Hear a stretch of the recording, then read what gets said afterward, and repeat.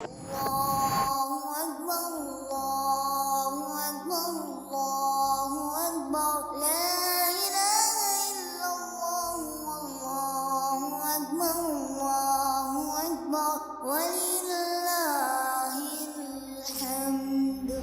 ایمان والو، تکبیرات پڑھتے رہیں، ہرگز نہ شرمائیں، کیونکہ آپ زندہ و جاوید کی عظمت کی صدا بلند کر رہے ہیں۔ تکبیرات پڑھیں، سست روی کا شکار نہ ہوں، کیونکہ آپ اس کی رفعت و توحید کے نغمہ خواں ہیں جسے نیند اور اونگ نہیں آتی۔ تکبیرات پڑھیں، مایوسی کو قریب بھی نہ آنے دیں، کیونکہ آپ کے رب کی رحمت ہر چیز سے وسیع ہے۔ تکبیرات پڑھیں، فکر مند نہ ہوں، کیونکہ آپ مسبب الاسباب کو پکار رہے ہیں۔